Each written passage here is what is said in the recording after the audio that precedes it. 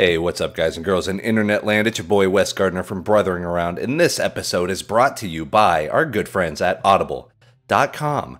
If you go to audibletrial.com/brotheringaround, you get a free month of 180,000 titles to choose from on any of your mobile devices. You can sign up, download it, have a book be read to you.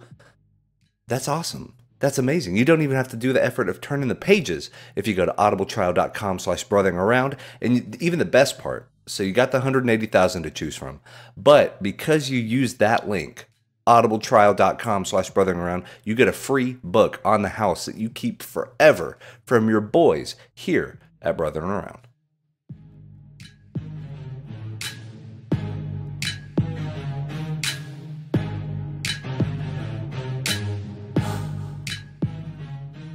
Oh, we're refreshed now. Are we refreshed? We are super refreshed. I think so. I think the show is, but you and me as individuals are like so dog tired all the time now. Yeah, right. We're just like crawling. A time skip happened. If you want to convey it to anime, I was training in the woods. He was training in the mountains, and then we reconvened. We did. We met in the middle. Yeah, we met in the middle. Like, Dylan, you son of a bitch. And you know, I always tie everything back to Battlestar Galactica. There was a thing in season, I think it was the season 2 finale, or the season 2 finale, where they did this like mind-blowing thing to where a character kind of put their head down on a table. They were like really tired and just exhausted, and they put their head down on the table. And then whenever they brought their head back up, like all in one shot, a year and a half had passed. Oh, it was like a really cool camera shot. I feel like that's what happened for us. Like we hit stop recording on episode 30 of Brothering Around, and then like we do a 360 like a camera move, and then it pops back up, and it's like it's been a month. Whoa, we like rub our eyes. Whoa, right. Where are we? Wait. So just I don't know. Let's see if we can backtrack. On episode 30, were you married already, or now? Yeah. Well, yes. I think okay. Because we did travel advice. Because we were we were the tourists in Seattle and all that stuff. And we talked about we talked about like poutine and all that stuff. Yeah, right. Delicious. Still so good. Yeah, man. It's addictive food. So things happened during our time away. What things happened? Kami is busting out video after video of unboxing and pickups and that sort of thing. And you've been busy on YouTube, which is great. Man. I want to say that in that past month I've published like 17 videos, which is that's awesome. Flying. Normally I'm like one every few weeks is fine, but lately all the packages and stuff have been coming in, so I'm like, I better record, exactly. And then you just keep it going. So we got moved into a new place, so I'm actually in the new game room now, which is wild. You're in the den. Yeah, in the little man cave that we're building, and then there you go. Yeah, all that craziness. But speaking of you, sir, have found like the I don't know what it would be, the summoner's stone. You found something. You found like a relic, right? You opened up this big chest and dramatic music played, and you found what, in my opinion, is the secret to YouTube. You found it. Like you found that we've been searching all this time. So I guess I lucked out on some videos recently. So like going by what your story is, I found like this like priceless stone. Like it can never be bought, and it's so priceless and such and such. And then I went to the pawn shop and I was like, here, you can give me some money. It's like, hey, here you go. Here's the thing. I just picture you like in the Indiana Jones hat. And like you're really sweating it. You're about to like pick up that stone, and you're like, "Oh, I better stretch it out." Yeah, they do the switch. Yeah, you just licking the lips, like, "All right, we got this." I got a paperweight on this side, and then I got to, I'll do the old swapperoo. Yeah. But you did some reaction videos, and reaction videos So for those that don't know, I mean, everyone kind of knows what a reaction video is. You watch somebody watch a thing, and then they react in real time, and it kind of, you know, it's filled with a lot of hype, or you'll see people that are like scared of a scary movie trailer or something. So there's kind of, you really focus in on the person's reaction more so than the news. And you kind of, because your personality fits that anyway. And here's the deal is those type, just as a creator, those type of videos are a slippery slope. Yeah. Because, and the way you're doing it is the right way, in my opinion. The wrong way to do it is whenever you see the people that... Oh, they're deadpan, no emotion? Either deadpan, no emotion, or they'll get so excited about the dumbest shit. Like, they'll open up a Twix candy bar, and one will be slightly longer than the other, and they will freak the fuck out. You know, that like that type of stuff. You're like, all right, it's not that big of a deal. So your Twix bar just got a little longer. It's fine. So you have it that other way. But like yours makes sense because you're watching it. You've heard of the trailer. You knew kind of what's coming up, but you want to see it for yourself. But and then whenever you see it in motion, exactly. And then whenever you see it for yourself, you're like, oh god, that lived up to whatever. Or you're like, you know what? All this hype. What's this about? It's a good way to do it. But yeah, we talked about it a long time ago. You and I did. There's a version of this that's like a clickbaity written version that, like, if you're writing for a website, it's really easy to fall into the trap of like a top 10 list. Top 10 hairiest video game characters.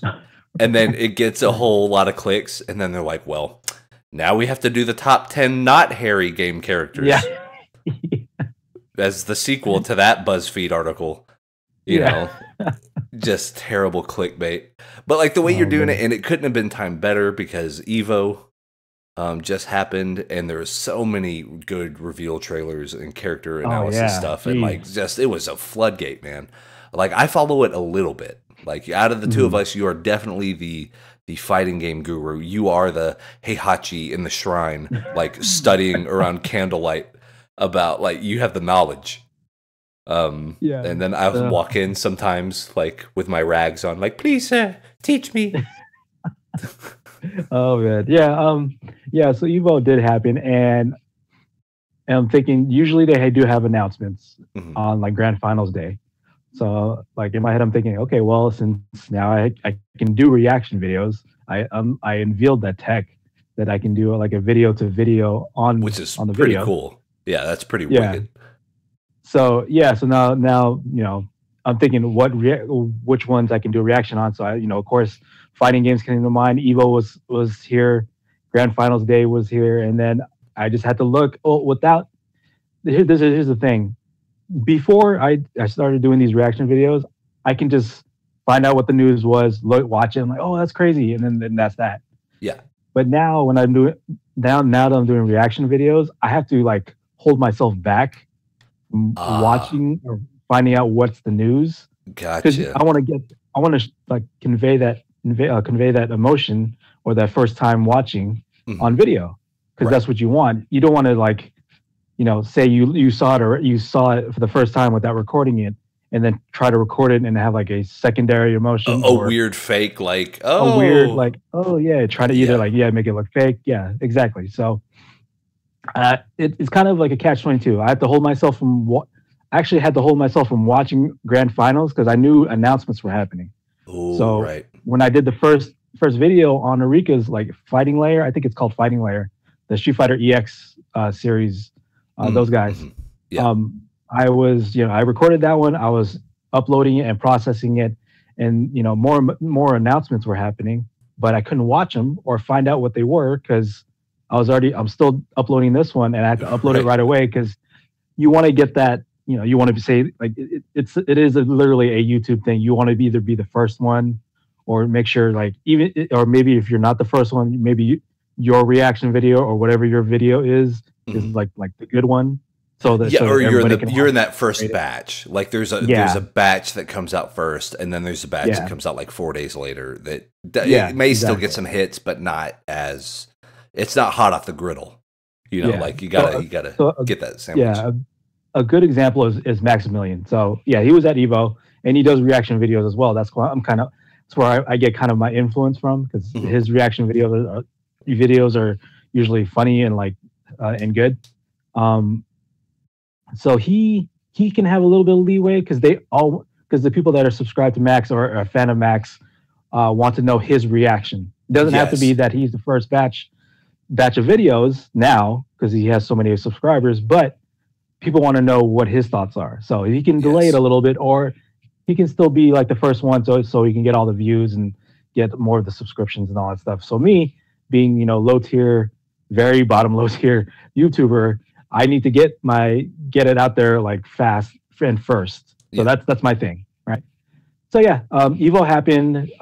Grand finals for each game that were announced was like the hypest thing. Usually, like literally, the first grand finals I watched was King of Fighters 14. Okay. That was on Friday, and it was crazy because I think characters that are not normally considered either like a top tier or just not normally in a grand final setting Mhm. won the grand finals. Like, Oh my gosh. like Iori is usually considered top tier because of the things that he can do. But one of the people from China used Goro Daimon, who was basically a judo grappler character, and I think those two, and one guy got caught from Goro, did their super did their super ex, Mhm. and everybody was just like lit up, like just hype about it because it's not usually a thing that you see. So that again sets the tone of what Evo is going to be after that. Right. And then all the announcement came out, like Arika's EX game, and then I believe what was it next?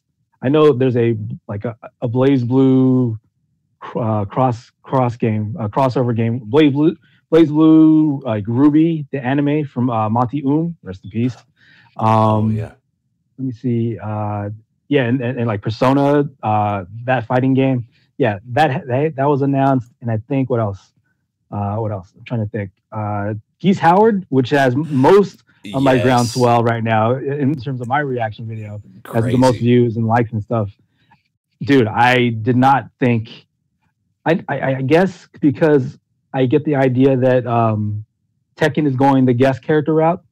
Akuma, that's awesome, right? Akuma is awesome. From Street Fighter, you integrated them. You integrated him into Tekken story. So this one, as I said in my video, it's like they're gathering all the warriors from like all the fighting games, and like they're picking like who else can be in our game, and a lot of people were actually thinking of like Kazuma Kiryu from the Yakuza series, and that would be dope. I would love that. That'd be cool. Or Majima, because Majima is the more crazy one, and that would be awesome too. But no, I mean, I wasn't thinking whatsoever that Geese Howard would be a character that they would bring in. But it makes sense. It makes sense, and it's awesome because it kind of follows that trend of it's not so much of like the hero character Terry Bogard or like Kyo Kusanagi or whatnot. It's the evilest person in that game series. Geese Howard. It's so like yeah, go ahead. Sorry. Yeah, or no, it's like now all they need to get is like Rasputin from World Heroes. Or right. You know what I'm saying? Like just start doing the double deep cuts. Like get Xavier from Dio, Eternal like Champions. From the final boss. Yeah, exactly. Yeah. Do like the very bad guys. Like podcast I was listening to, like it was like I'll be literally shocked if like Gargos from like Killer Instinct would show up, or fucking like a trailer another trailer will come out and it's like Heihachi's like doing his thing, and he's somebody's talking like that, like the Geese Howard trailer, and a portal opens up and it's Shao Kahn from Mortal Kombat. Oh god, yeah. Or you could even get like Heihachi does that like nice camera angle, and then the temple doors open and he looks behind. He's like, "Whoa, what are you doing here?" And it's the snowman from Clay Fighter, and he's like, "It's like your ass is mine. Your ass is mine." 63 in the third. 63, bitch. And then That is a snowman. Oh man. Oh yeah, he's a heel. Yeah, for sure. That super mega, like nuclear heat he would get. Yeah, So right, good. right, dude. So yeah, oh, man. So like I said in my video, that was my pick of like the announcements for the night.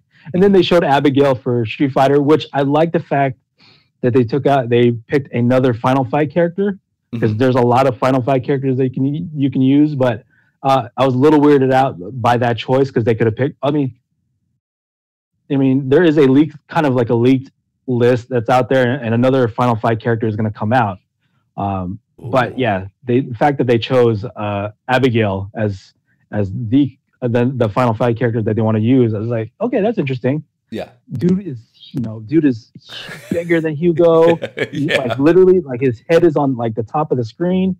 People are not so sure if you can jump over him because he's so damn tall. Damn. He's like his size proportion. He has tires as armbands. Like I don't know if you can comprehend that. Like he has what was it 24? He had maybe like 84-inch pythons. If he's that big. Right? It takes up like a third of the screen, just his arms. Yeah, you know, and literally like do like no leg day whatsoever. It's just his arms. Fair play. Yeah. So yeah, so like that was kind of like the almost you couldn't top Geese Howard. That I'll just say that. But yeah, just watching Smash. I want to say had the most viewers out of all the games because Smash usually, it's all ages, and I think it was on Disney XD. Yeah. Wow, that's a big get. Yeah, it was. Yeah, it was on Disney XD because last year it was on ESPN, and ESPN is owned by Disney. Oh, and right. Then, and I think the grand finals but we'll get to Street Fighter V. But I think that was on ESPN because I saw Gutex up there interviewing Tokido. Yeah.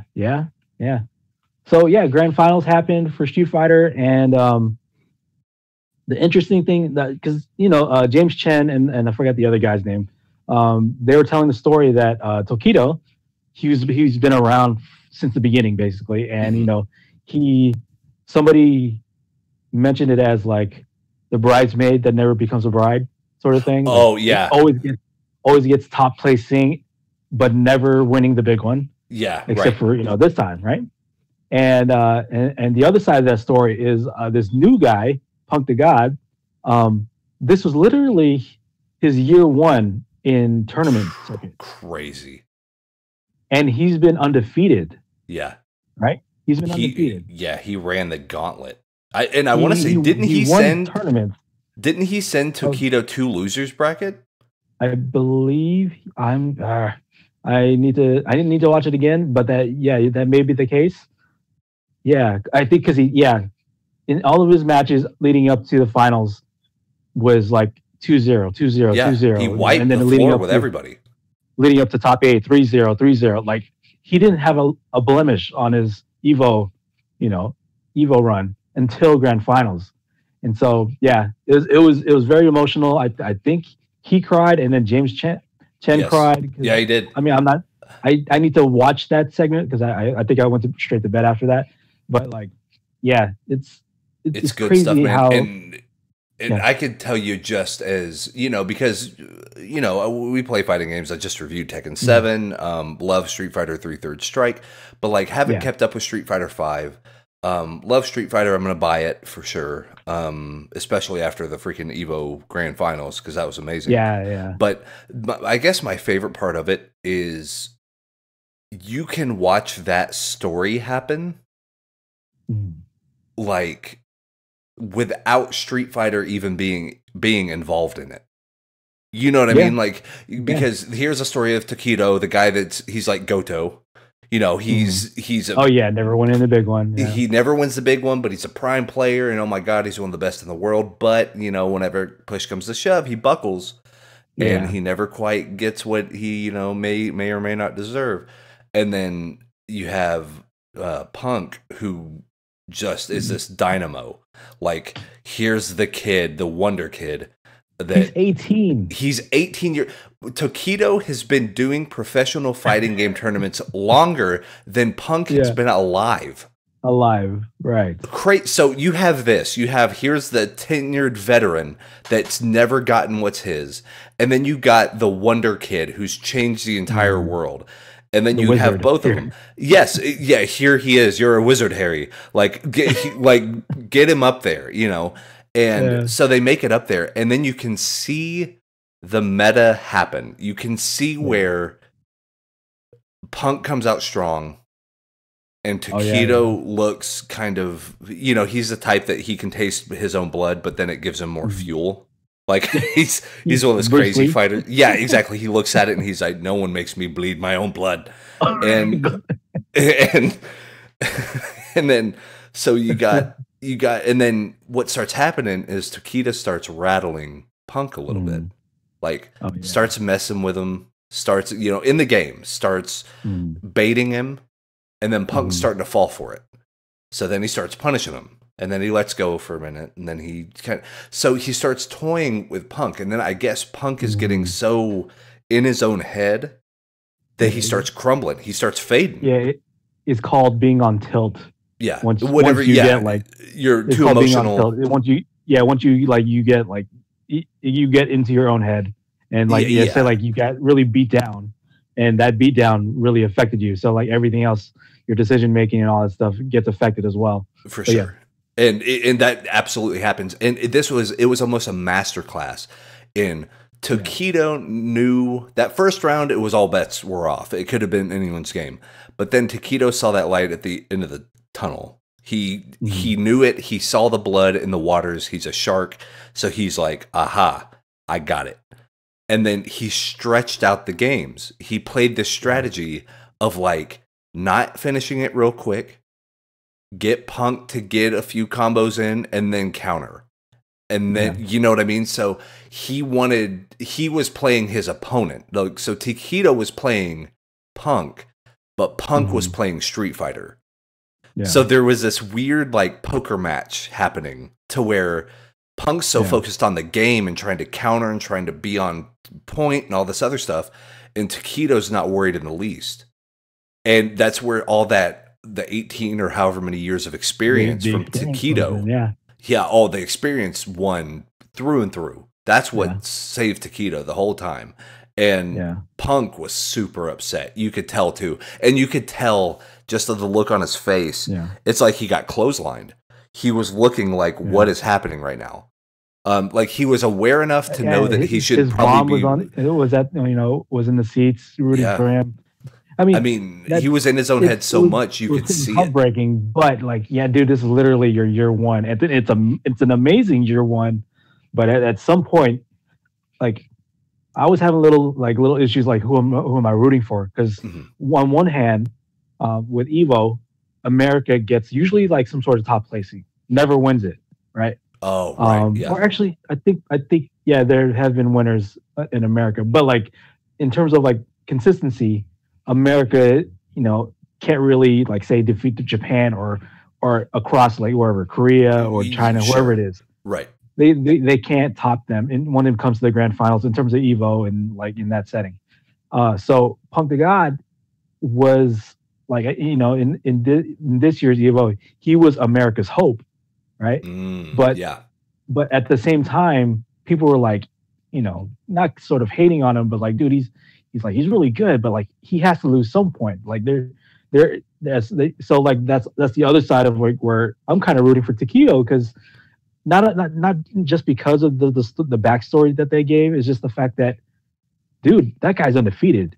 You got to be Brock Lesnar in this setting. You got to take him out. Yeah, right? And I mean, at a certain point, it actually does remind me of the whole Goldberg shtick because it's like after a certain point, for the first half of his WCW undefeated streak, everyone's like, "Oh my God, Goldberg won again. He won again. He won again." Yeah, and then there was a certain point where the crowd sort of shifted, and it became more about who's going to beat Goldberg. Who's going to do it? Yeah, who's going to beat him?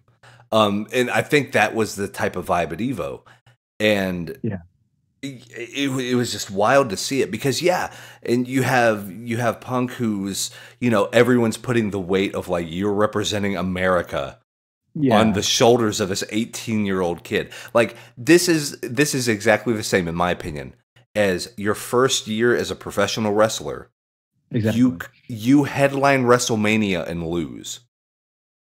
You know what I'm saying? Yeah, exactly. Because it's like, brother, And people you want you made to it to win, the like, dance. You would- made it to the exactly. fucking show. Like there is no bigger thing than main eventing WrestleMania. Right. So you main evented Evo coming in undefeated at 18 in your first year out the gate.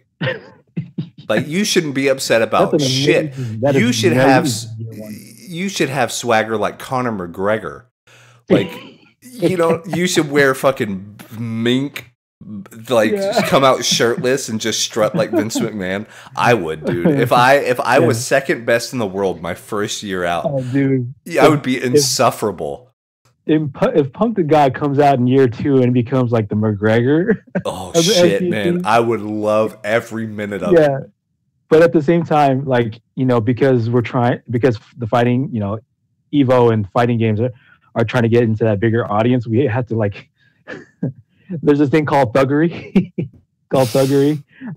We have to tone it down, and then there's both sides. Like, they're like, no, that's what makes fighting games great or the FGC great. But at the same time, like, we're trying to get to this wider audience, so we have to clean it up. Sure, you gotta put on your Sunday best for a little bit. You gotta right. You may not want to do the family dinner, but you got to do it. But just have the shank ready when it's for sure.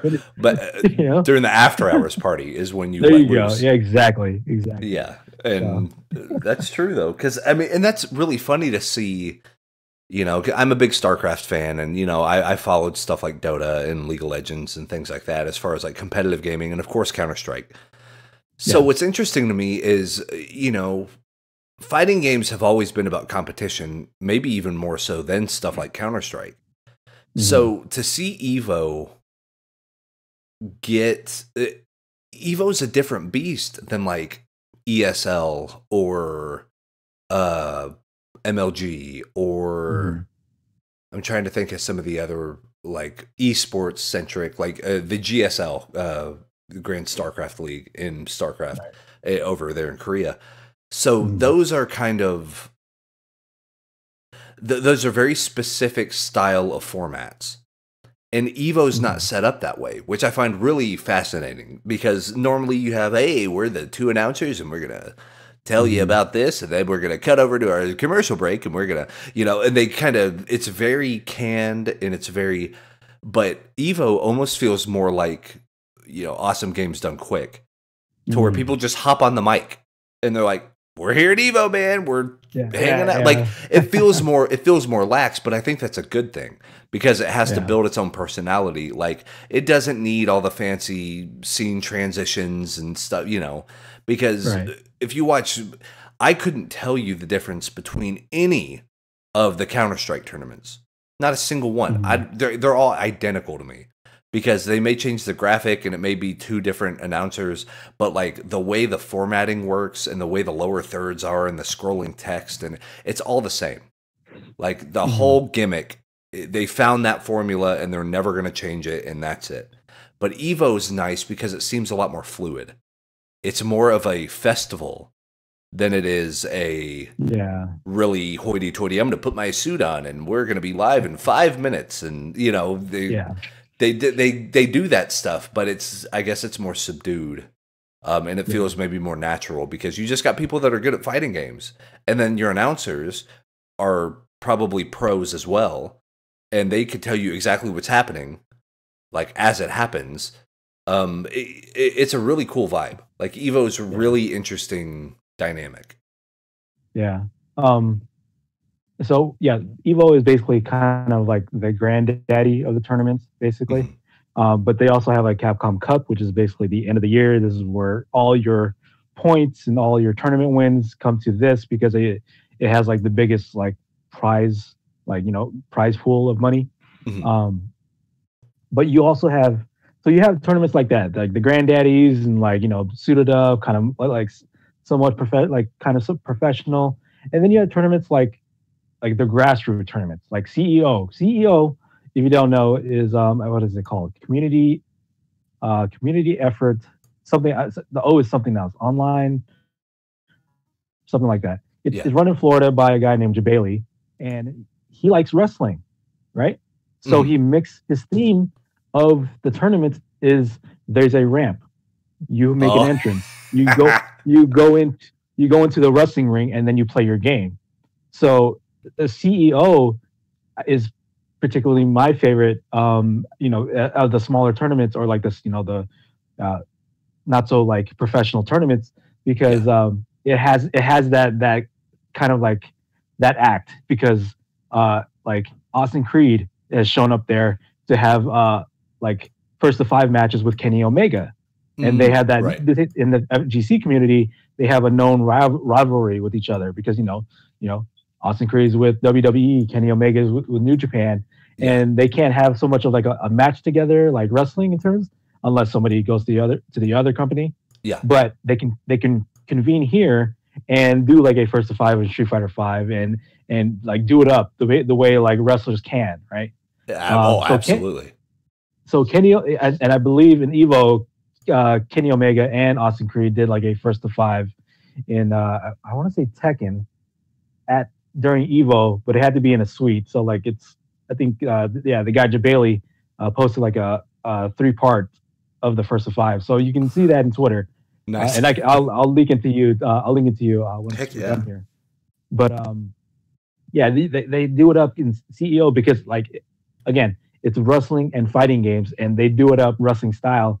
Let me see. And then Kenny Omega, when he's not because he was at the tournament doing tournament things, like he was playing his games, whatever he entered in, like Street Fighter Five and whatever. And then he also did commentary to talk about the matches, because nice. he plays Street Fighter. He's a wrestler. He plays Street Fighter. He has video game moves. His signature is called One Wing Angel from Final Fantasy VII. Yeah, and his knee attack's called a V trigger. Trigger, exactly. He's you can't escape this from somewhere. I'm drawing a blank. I'm forgetting. But, doesn't someone say it? Yeah, a video game character says it. I'm trying to remember who says it. Is it Hager from whenever he like grabs him for the crazy spinning pile driver? Maybe. Yeah, I need to. I'm drawing a blank right now. I know it. I'm just drawing a blank right now. But yeah, like he can do that at CEO because of the whole mixture of the thing.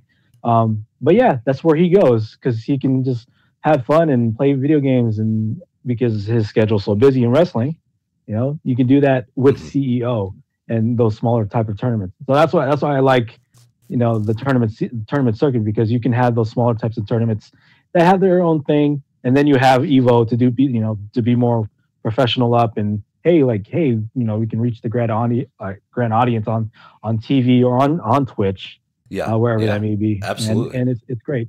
It's great. Great. and even you're gonna have probably a smaller share, but you're gonna have people that are maybe way into these fighting games, and then they see someone like Kenny Omega, and they're like, "Oh, what does he do? He's a pro wrestler." Yeah, like what is he doing there for? Yeah, exactly. And then they're gonna be "Oh, I better watch some of him. I know that guy from the Street Fighter tournament." Yeah. And then they watch it, and they're like, "Holy shit!" Yeah. Or if say like next year CEO, like Kenny Omega and Austin Creed do a thing again. Maybe Kenny Omega is going to bring the Young Bucks, and then maybe Austin Creed is going to bring the New Day, and then something's going to happen there, like maybe a team tournament or like impromptu, like wrestling match or something. Oh, that'd be crazy. That they can just do because of whatever, right? Yeah, absolutely. Yeah. Evo was great. I'm glad I was able to watch what I was able to watch, but at the same time, those reaction videos, they take some time and some space. Yeah, they do. And I mean, and that's the thing is, I wish content creation was as easy as like, oh, let me look through my eyes and have that be recorded. Exactly. And then I'll just talk and that will be recorded. And then I'll just publish it immediately. That'd be great. Yeah. But all of it just takes so much time. And yeah, man. It's wild. But kind of on that same note, I guess, one of the bigger announcements over this past week is I returned to Twitch. You did. It kind of out of nowhere. You started saying a cryptic message. I was like, okay, where is he going? Because you didn't even tell me. Correct. And I wanted to keep it super close to the chest. Yeah. So you kept the cryptic. I was like, what is he talking about? What is he doing? Isn't that your beard? Not natural beard. No quarter coming back. You know, Right. like, Oh, that'd be like wicked. you and Tyler and Brian or whatever. But anyways, uh, what was that? Yeah. So I was like, what is he talking about? And then then you have your Q&A, like saying you're returning to Twitch. Like, I was like, what? Oh, that's Yep. crazy. Because you know, since you basically stopped watching, stopped streaming, I basically stopped watching Twitch. I know we have like friends and brothers and all that Yeah. stuff still doing it. Mhm. Now that like the affiliate program is there. Yes. But Yeah. I just stopped, and you know, either no time, or I just, you know, not getting the desire to wanting to watch, other than the fact that when there are tournaments that are happening, and I have free time that I can watch it. So Yeah. for the fact that you came back to Twitch, I was like, oh, that's crazy. And we'll talk about this. I'll talk about like my feelings in a little bit, but you're stirring up some old memories that maybe I'm wrestling with this right now. So like, go ahead. Yeah. No, So but how did it feel? How did it okay. feel like coming back to, you know, your first stream and all? So we'll just take a look back at the whole decision making process, and Okay. because if you go and you listen to like one of the podcasts I'm really proud of for Brothering Around, and I was it even an episode of Brothering Around where we had no, I think it was pre-Brothering Around, but we wanted to do a podcast about Twitch. Oh yeah, And it was me, you, it was me, you, and Vamp. And Vamp. And it was right when I stopped, where I quit. Yeah. I did my article on Nitro Beard about, hey, I did a year of Twitch, and here's what I learned. It got a lot of good buzz, a lot of good feedback on it. But my favorite part of it was the podcast that we had. Because if you go and listen to that podcast, I was so far away from anything Twitch related at that point. I was like, I'm glad I did it, but I will never do it again. I was so burned out. I mean, you couldn't have paid me a salary to do it. Like, I was just done. You know what I'm saying? Like, I was so gone. I was like, nope, this is not my thing anymore. I'm going to focus on other endeavors, and which brought about the YouTube channel and more of the unboxing and more of the, you know, pickup videos. And I wanted to do something a little more, a little more specific, where I had to edit it. I had time to let it sink in. I could form fit it the way I wanted to. And, you know, you basically, you cook a meal. Whenever you make a YouTube video, you have your idea, you get your ingredients together, you edit it all together, and then you release that finished product for all the world to enjoy. But Twitch is not like that. Twitch is instant gratification. It's fast food. Like, you don't put a lot of thought into it. You know what I'm saying? Like, you don't put a lot of thought into it. It's there. It's sure you're not hungry anymore, but it's not very fulfilling. Like, in my opinion, that was what my situation was with Twitch. And, you know, because of the move and getting married and all this other stuff, a lot of stuff going on in my head. And I was like, you know what? Maybe a good accent to the YouTube channel would be the Twitch stream. Instead of Twitch being the main focus, the number one, I'm going to do all day, every day, think about Twitch and a big network and giveaways and VIP programs. And what if my main goal was the YouTube channel, and then I just would stream on Twitch while I was playing video games? Yeah. And that's the only outlook I had on it. And I was like, that might work. Because then I'll get to say hi to everybody, the people that are still rocking out Twitch. You got your Todds, you got your Nafy, you got your Vamp, you got you know, Spacey. You got these people that are still hoofing it. They never stopped. They didn't stop. Yeah. Dude, I walked away. I walked away for like a year and a half. I said, forget all this. They were still hoofing it. I got nothing but respect for the people that are still grinding. They're still doing it, man. They never really took a break. I mean, Todd hit it harder than anybody. Yeah. You know what I'm saying? Like, that boy hustles whenever it comes to Twitch. And I'm so glad, because like we talked about a little before recording, in the return stream I had this past Monday, 4 or 5 people dropped in and say, hey, we're big fans of Todd, and he recommended you. Yeah. And like, to me, that is by far and away the biggest compliment You know, we've talked about it before. Someone who has, you know, because Todd and I have spoke before, and you know, he's spoken with you, and you know, we love what Todd does, like his stream and the way he does things. And you know, he's talked about how he's been a fan of us for a while, and you know, getting on the Brother and Around show and doing all this stuff and just working with him. He's a good brother, so like get him in the mix. And but then whenever we talked about this before with Todd too, like yeah, he's just good. Like he's somebody you want to like network with and just for sure project with. So like, yeah, he's one of the guys. And I mean, really, everybody in that Hobo network is somebody that you're like, you know what? What's Cad doing? Let me talk to Cad for a minute. Yeah, what's Vamp doing? What's Vamp up to? You know, and you just pull them in, and you're like, yeah, we know you because you paid your dues. You know what the gimmick is, so let's do it.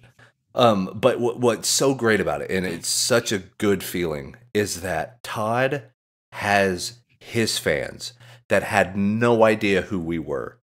Right. That makes me so happy. Like genuinely, because it's like those are Todd's people.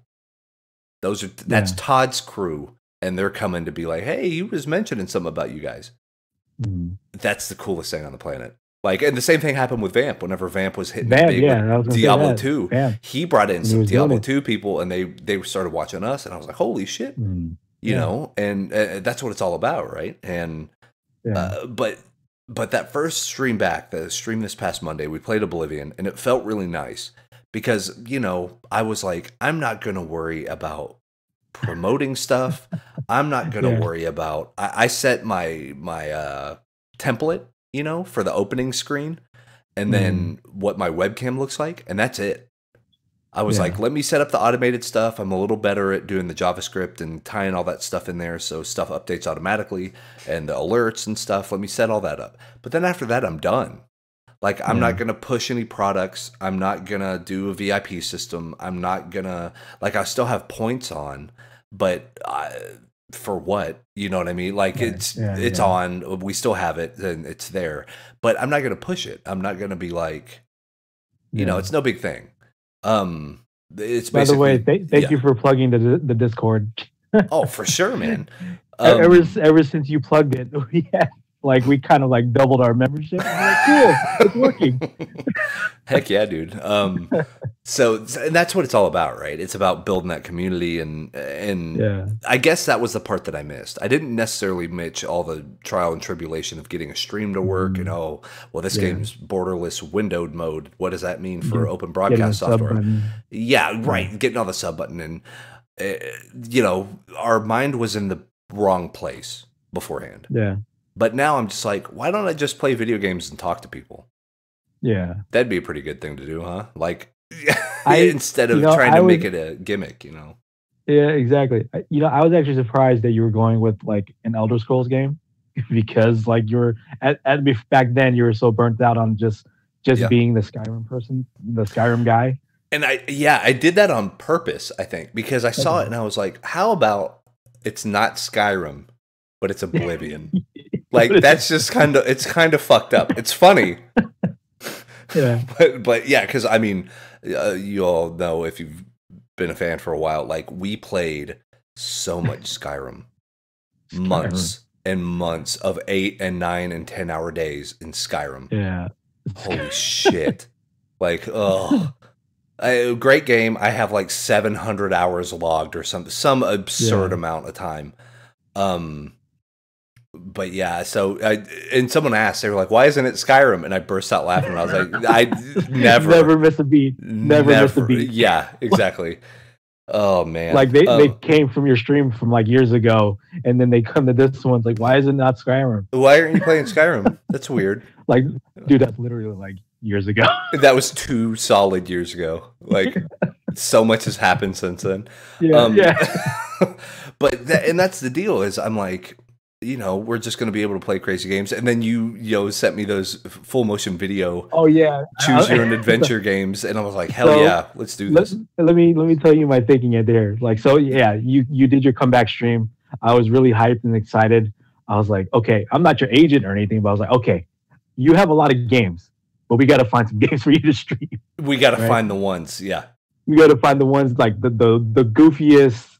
Like we haven't played FMV games in a while. Like nobody's streaming this, but you should be just opening the audience to these games. I was like, oh, these two, I love these two. These are stupid and goofy already. How about those? Maybe soon. Maybe like absolutely. I have both of them on my wish list now. So nice. Probably next payday it's going to happen. There you go. But you know, it's just weird and quirky and goofy stuff, and that's going to tie in. We'll of course do every archive on the YouTube channel and stuff like that. But I mean, and part of it too, and this is from the slightly selfish side, is we talked about that Twitch affiliate program. So the good news is, like, Nafi just got her affiliate today. Like I bet an hour before we went live, she got her affiliate status, and Todd got his a few months ago, right? Like, yeah. And today, Katie joined the Discord, and I was just catching up with her, and I was asking if she's still streaming. She's like, oh yeah, I do like Monday, like I think like a Monday, Wednesday, Friday sort of thing. Yeah. And I was like, oh, okay, so that's good. So you're on the average of like being affiliate ready. So I was like, are you an affiliate? And she's like, yeah, I am. Oh, hell yeah. Oh, dude, that's awesome. See, congratulations. And that's like, I'm super happy to see that because, okay, for those that don't know, Twitch for the longest time had a partner program, and they still do. But to get a sub button, to get a little subscription button, and to get, you know, some of the perks like better bandwidth and stuff like that on Twitch, to be able to use that to make your stream better, you had to, oh my God, you had to be a rock star before. Like, you would make so much money before you even became a partner that it didn't matter if you were it didn't even matter if you were a partner or not. Like, you had to have an average of 500 live viewers every single stream. You had to. There was so much stuff. To have, what, 10,000 followers? 10,000 followers, which is no small task. It's funny because, like, you know, when you came back and I look at your followers, like, did it go up? And it did, because, you know, you just had your stream. Yeah. I was like, dude, you're already close to it. If you say you were trying to go for somebody, like you're already close to 10,000. Yeah, man. So I think when we stopped, I was at like 97.5. So I was like at 9,750. So it did drop by about 500. It did drop. So it's like 9,200 and some change. Yeah. But like, the first stream back, I got 24 followers. Yeah. Yeah. So the weird thing is, okay, so Twitch for the longest time had that crazy partner program. Only the elite of the elite got status. And there was an actual time, if you're kind of new to the whole Twitch thing and brothering around and kind of the Hobo Network and all of us, there was actually a time to where I was getting 150, 200 live viewers at a time. People were taking to Twitter and harassing Twitch to get me to be a partner. Like, it was the most mind-blowing thing I think I've ever been a part of. Because as people I never even knew, they may have been lurkers, they may have been stuff. They did crazy stuff. It was about the same time that there was that website called Twinge that like ranked Twitch streamers. They ranked me number 2 like in the world over everybody. I think the only person that was above me was Lyric or somebody. Yeah. But yeah, like I had like all these ratings and all these nice things were said, and I was like, oh my God, this outpouring is ridiculous. This is even better than a sub button ever would be, you know? Just to know that people cared and they were passionate and they were with me, and it was so good. And then we went on that tirade. You and I specifically remember this. It was on a power hour, and then we even did it on podcast stuff and on the podcast with Vamp. Yeah. Where I went off on a tirade. I was like, there's no fucking reason. Not everybody should have a sub button. If you stream to Twitch, you should have a sub button, because if not, Twitch is leaving money on the table. Yeah. And I was like, they're morons. What are they doing? Like, they have so many millions of passionate people. Like your Katie, like your Nafi, like your Vamp, like your Todd, like your Spacey. You got these rock stars that the sky's the limit for them. But because they're not pulling in 500, they're not deemed worthy. Like, get out of here. You know what I'm saying? And then what happens? After your boy Kami retires from Twitch, what ends up happening? They made an affiliate program. Affiliate program. So here's the drastic difference. You have your partner program, which you need 500 live viewers. You need to be live like something like 12 to 14 hours a week. Like it's kind, you have to make it a job if you want to be a partner. So you have that on that end. On the affiliate end, you have to stream 3 times a week. Over the course of a month, you have to hit 500 minutes, which is about, what, 8.5 hours, 9 hours-ish, over the course of one 30-day period. And you have to pull an average of 3 viewers. So look at that difference. That's such a like, a lower and much more manageable bar. 100%, absolutely. And because, I mean, 3 is one of those that you even, and it sounds like, oh, 3, that'd be really easy. I don't know, man. Getting that 3, whenever you're a no name, whenever you're, bronze league, that's tough to do, man. And I mean, hell, you were getting, during your Stewie Coden streams and stuff, dude, you were getting 15, 16. Once I was in it, I was getting viewers. You were getting viewers and people commenting, and I was trying so hard to get on Twitch, but like I didn't, in my run, I didn't get it. So, and the thing is, it's like, but like now, even if you just streamed your Yakuza stuff, in a month, you'd be an affiliate. Yeah. Which is great. I think that is awesome. It was funny to me whenever the affiliate program rolled out because, I still follow some bigger streamers on Twitter. Oh, and they were bitching up a storm. They were told, oh my God, what do you mean they get a sub button? What How do you dare mean? The plebs? These peasants, what are they doing? And like, it made me laugh because I was like, it's not the cool kids club anymore, man. It's like you can't lord that shit over people. It's like now anyone, if you put your heart into it, if you put all your passion into it, you can become an affiliate on Twitch. Like it's not out of the realm of possibility. Yeah. That was part of my motivation for coming back because, and this is way back like 20 minutes ago, I said that this is kind of selfish, but I was like, you know what? My goal is to become a Twitch affiliate. Because I want to get that sub button as a trophy. And for me, it's not, I don't care if nobody gives me shit. I don't care if nobody subscribes. I don't care. It's not about that at all. It's that trophy. I spent 2 years of my life doing 80-hour weeks. Do it. You know what I'm saying? Like, and I had kind of nothing to show for it on the Twitch side. Now I have everything to show for it on the community side. We had the Hobo Network. We have these incredible, talented, passionate people that I was lucky enough to call friends and colleagues, and that's worth its weight in gold. That's what it's about, and that's what I missed, and that's why I wanted to come back. But on the Twitch side of things, I want to give those guys a big middle finger. It's like, that sub button that you owe me, you give it to me now. Like, all right, thank you for that. Yeah, like, thank you. I'm gonna put it in the back where I don't see it and not really care afterwards. Yeah, no one gives a shit. Just the fact that it's up there. Hell, you could disable it for all I care. Don't let anyone sub to me. I don't care. I want it on my profile, just because. But that's what it feels like. It feels like sure you're not winning the gold medal or whatever, but hey, you have something to show for your work. Exactly. And it's great, but I'm so excited, and I'm actually really happy that Todd and Nafi and Katie and I think Spacey got his, and so everyone got theirs first, and I was like, that's fine. I was like, God bless, man, because they earned it because they hoofed it through the hard times. They kept going. Yeah, they kept going. When I dropped my happy ass out, they were still there fighting the good fight. Yeah.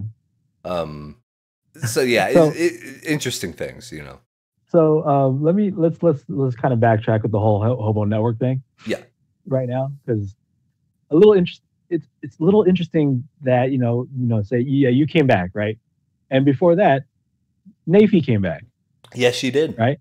Yes, she did. And Vamp is there. He's he's not putting it as the forefront at the moment, but at any point, he can just come back and stream and do his thing, and he's all well and good. Absolutely. So, all right. So now, after I watched your stream, I was like, I had these feelings come in, right? I had these feelings like son of a bitch. Little Do rustling I with want the to do this? jimmies. Little rustling with the gym. He's like, do I want to do this again?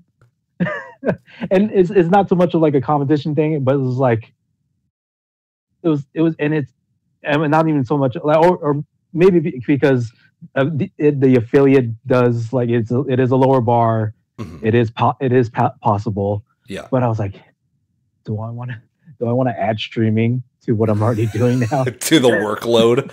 Workload. Man. Oh. So now I'm wrestling with this. Like maybe I want to come back. Yeah. Here's the deal, man. I would do it. And of course I'm biased because I did do it. But yeah. I would say do it. And here's why. Because we talked about this on the stream. So if you watch the archive on YouTube of it, awesome. But also watch the archive on Twitch because it has all of the actual live stream. They archive that as well for the chat. Oh, okay. Like they archive the chat. Yes, now they archive chat as well. Nice. So you can see that live interaction happening even though it's not live anymore. Yeah. And so all that's good. But someone brought up, because I just in passing, I said, they added all the social eating stuff and the IRL. Mm-hmm. And I was like, it seems like in the past 2 years, Twitch has really changed. Mm-hmm. And that started a whole thing.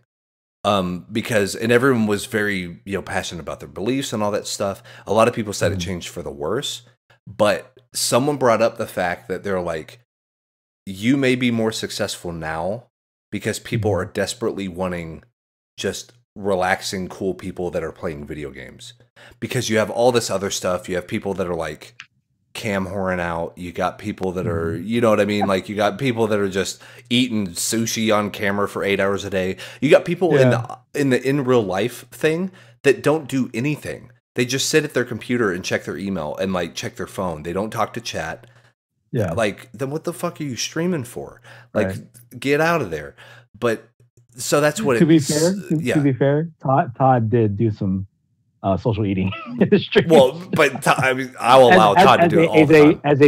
As a prep primer for his stream. He does a prep primer. He does the social eating, and then that's great. His actual stream. That's great because he gets that engagement early, and then he's like, "All right, now we start the show. Here's a little behind the scenes." He's given that transparency. Exactly. Yeah, there you go. It's smart, totally smart. Like Todd does a bunch of real smart shit that if I was a scumbag, I'd steal like half of it. But, but what is that saying that good artists copy but great artists steal? That's what the saying is. But it's like you made this, I made this. I made this. Look at what I made. I'm so smart. So it's. But it's one of those deals that, here are people that should be rewarded for their hard work. And I want that tiny sliver of the pie. I don't care if I literally just have 3 live viewers and it's a bot, like my wife, and like we make Nightbot, Modbot, and like a deep bot. There's my 3 viewers. We literally made a joke about like how the bots are like talking to each other. We made this joke back in the day. That's true. Because like Deepbot would ban Modbot or like Todd was on this episode. He was like, "Thanks, Nightbot. Thank you."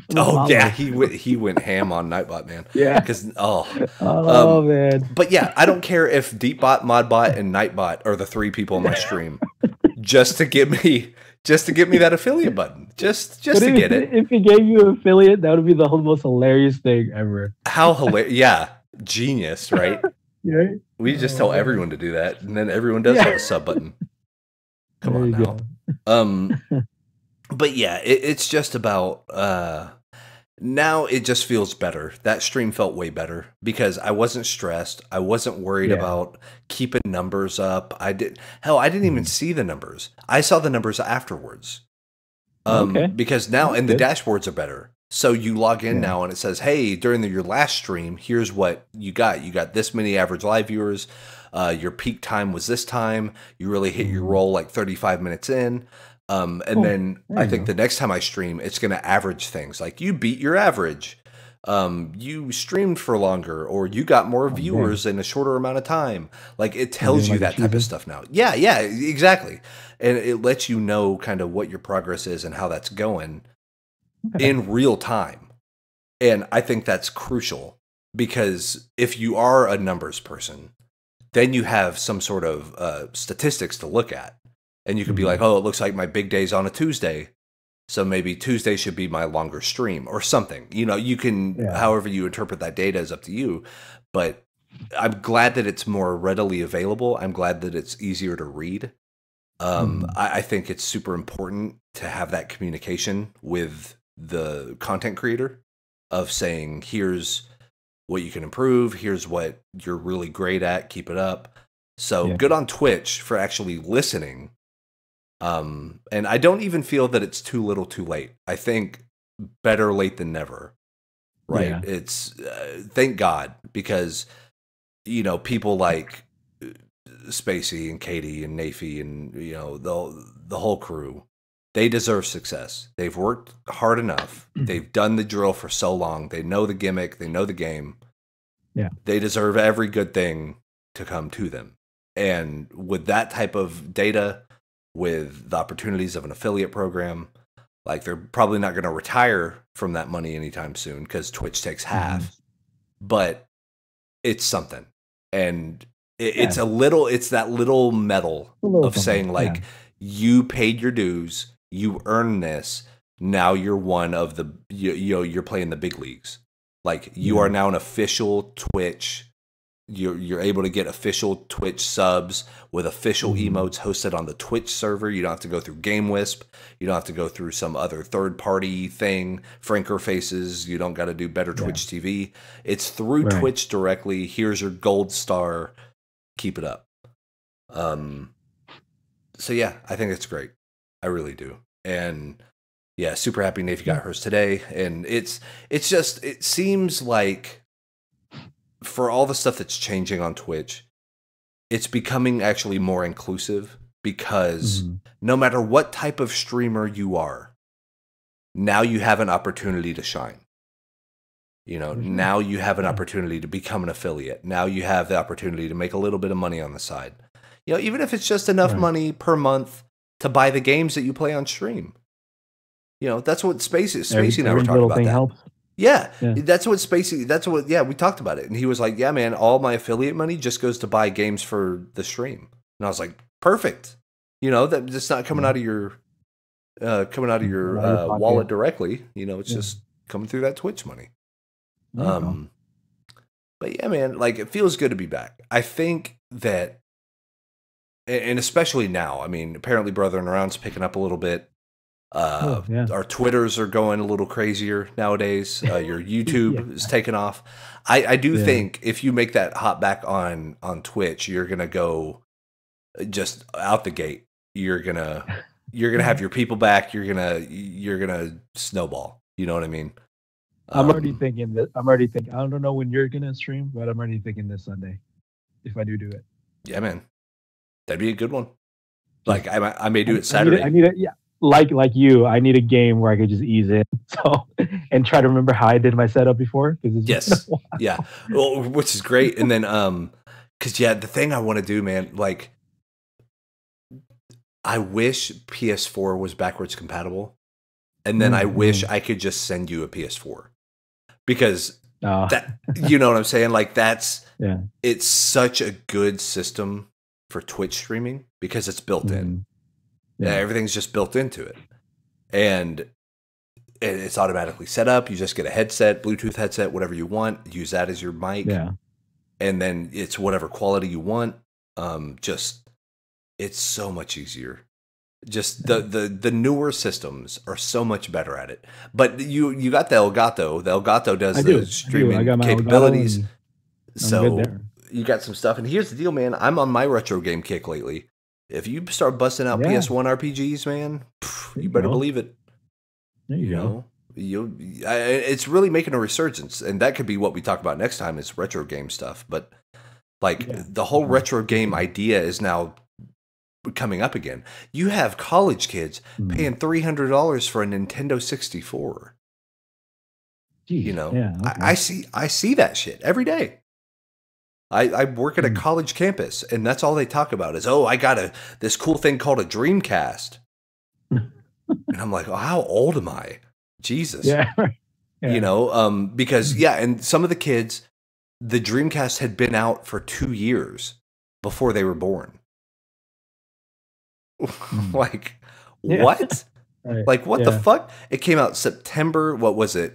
September 9th, 1999. Because it was 9/9/99. And yeah, that's right. because it was the same day as Final Fantasy VIII. I remember that because I went to an EB Games to get Final Fantasy VIII, and I was like, "Yay!" They had tons of Dreamcasts. I was like, "What the fuck is this?"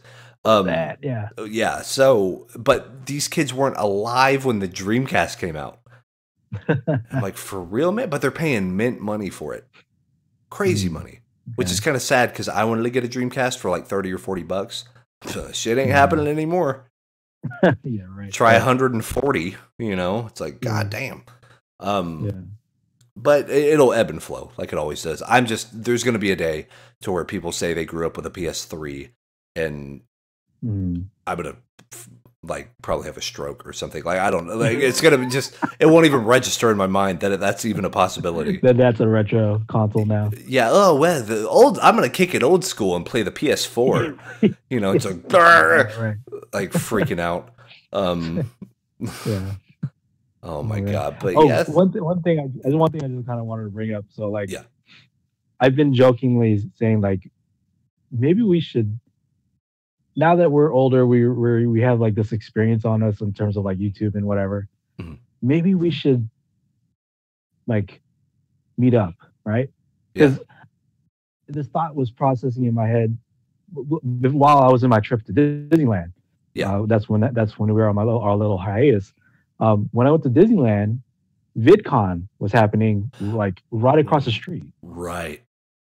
So I was like, like, I know me and Wes are doing YouTube things. What if, and I sent you a message saying like, you had a conference from Rooster Teeth in your own backyard. That just happened. Yeah. So I was like, what if, like, say like me and Wes like decide to plan out on going to a YouTube conference, Twitch conference, whatever it is. Yeah. And meet up and just brainstorm, gather ideas, do some like some tag team work on any videos or whatever. And then I got to thinking like, oh man, since Hobo Network is starting to come back, maybe we should. I'm just thinking way ahead now, but I'm thinking like maybe we should also do like a meetup like we were always talking about before. Hell yeah, and man. It's just in my head right now, and I'm like, maybe we can do this. Maybe we should do this. Like maybe one of these conferences that that's about YouTube or Twitch, that me and you say go and just absorb everything. It looks like we're just coming back to Twitch.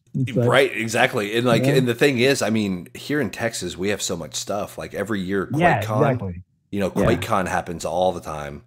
And that's video content of whatever you can think of that's there. Absolutely.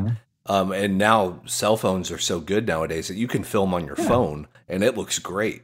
Hell, that whole Seattle honeymoon video was done on a phone. Exactly. Yeah, I mean, it's definitely worth looking into because I've thought about that too. And even the wife has talked about, you guys need to meet up and you guys need to film stuff. For sure. Yeah, exactly. Yeah, the wives are talking to each other. Yeah, it has to happen. So it's like, okay, we could make this work. And like, how mind blowing would that be to just have a YouTube video one day? Like, oh, guess what? Yeah. Bam. Here's a live in-house. Yeah, here's a live in-house brothering around recording. We just have the webcam on. We do it live on Twitch, and then we just like drink beers and absolutely. There you go. Like, there you go. It'd be crazy. But yeah, that's. But it was just a random thought. Like it's a random thought that is just stirring in my head. I'm like, this can happen. Us meeting. Yeah. So people in listener land, and then like the actual Hobo Network meetup. Sorry, go ahead. No, but what I was gonna say is basically people listening right now. If we were to have a Hobo Con, what would you want to be there? What would you want speakers? Would you want like keynote type stuff? Would you want roundtable discussions? Would you want just a live podcast? Like, because that's the type of stuff that starts getting the old, jimmies rustling. You gotta. I don't know why I keep saying it. It's just funny. And here's another thing. When you did your stream, all the old people said, "Is this a dream? Are you back?" Yes. As if they never miss a step. Like you, again, like from your last stream to this one, they came back when you came back.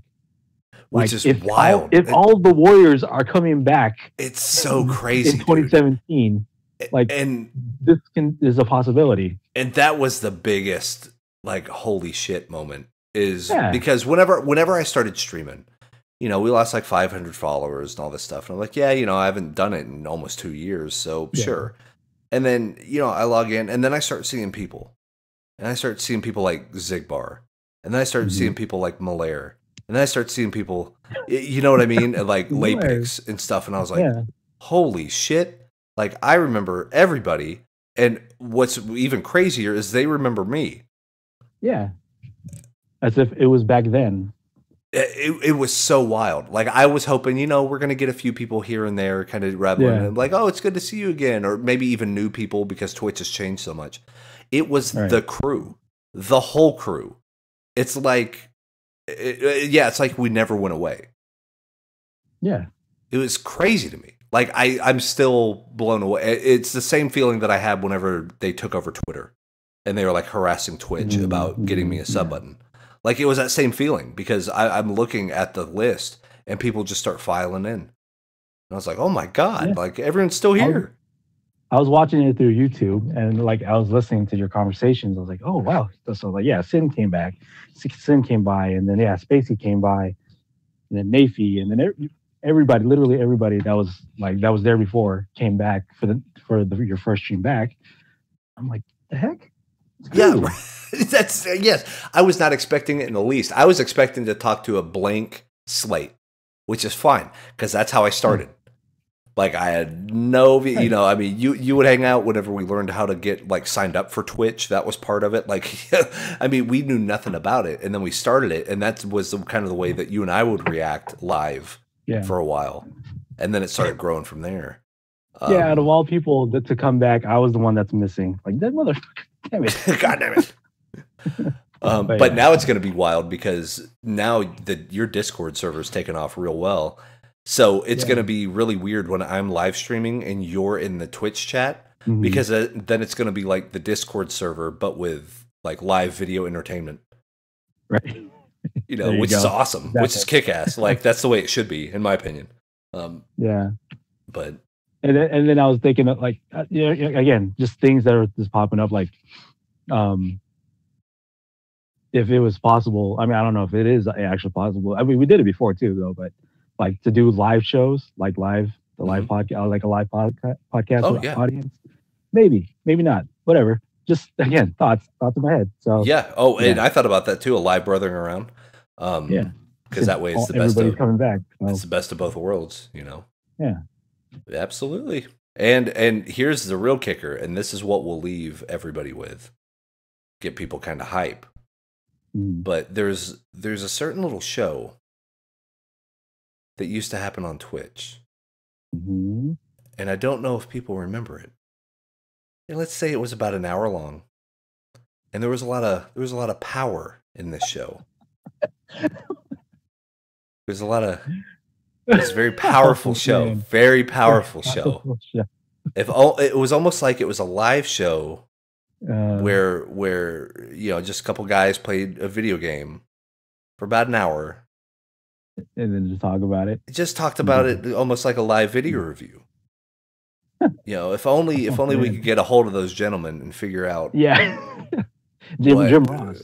Yeah, we need to get that going. We need to make those phone calls. Yeah. But other ideas as well. So, because it's been a little bit. You're having me thinking. I'm like, how is this gonna happen? How is this gonna work now? I'm like, I was just laughing, but like, dude, anything's possible right now. Anything's possible. That type of excitement and that build up. But So yeah, I mean, that type of stuff is on our radar. You know, can we bring back the Power Hour? Can we bring back? Yeah. Can we do a live Brothering Around? Can we do a Q&A? Can we? You know, our time is more limited now than it was 2 to 3 years ago. But you know, now it just means that the stuff we do is going to be better because, you know, we're gonna be focused. We're gonna be in on it. It's a very limited time span. We have this amount of time. Let's knock it out of the park every time. And so yeah, but yeah, let us know what you guys want. That's part of it too. Because we see, and I said it in my comedyhobo.com article about Twitch coming back. None of this would actually be what it is without feedback and, you know, criticism and, you know, just people telling us what they want. And that's what birthed a lot of this stuff. Hell, that's why I went back to Twitch, because every month I would get multiple, you know, we love your YouTube. When are you coming back to Twitch? Like, you know, but you know, got to listen to the people. Yeah, that's it, man. And when you're able to, you go do it. That's it. Now that I have like Russell feelings after your first stream, like, damn it, do I? Right. That's like, now is this a thing that I got to do now? But yeah, it's. Are we bringing the boys back together? Hey, the band's getting back together. That's right. The band is literally getting back together. We're gonna take over Twitch again. The way we started doing it, and then it just went out of control, off the rails. But this time it's a little more laid back, a little more chill. But I think more powerful things are gonna happen. Like more, I think it'll be more successful this time because we've done the rodeo one time and we know the traps not to fall into. So this time we're just gonna keep it chill, and it's gonna be fun. Done the indie road. Oh yeah, we're gonna be the progress or the beyond of we tried to be, you know, WrestleMania. We tried to be biggest show on earth, but then whenever that crumbles, you just get the more kick-ass indie. You know, you get Red Shoes as your referee. You get Marty. Yeah. Oh, good times. But yeah, and most importantly, I think Brothering Around is back. After our month-long hiatus, man. There you go. This has been episode. We're back for real. Like, we've been quiet. But we've been in the shadows, lurking. Ain't nothing wrong with that. But that's been episode number 31 of Brothering Around. I'm Wes Gardner. You can hit me up on Twitter, twitter.com/comedyhobo. You can hit me up on Facebook, facebook.com/comedyhobo. And by the way, Twitch, twitch.tv/comedyhobo. And then our boy, the man, the myth, the legend, Mr. Super Saiyan himself, Marco Flores. Got to hit him up on Twitter, twitter.com/MarcoPolo177, twitter.com/nerdinthebay. Go to YouTube. Check out those awesome reaction videos, youtube.com/nerdinthebay. Awesome content. And by the way, just go bookmark twitch.tv/nerdinthebay. Because it's gonna happen, bro. I feel it. Dude, it's gonna happen. The jimmies have rustled too much. Like talking about it, I'm like, yeah, you know, it's a thing. It's a thing. So just be preemptive about it, everybody. Just go do it. Twitch are like an ex couple.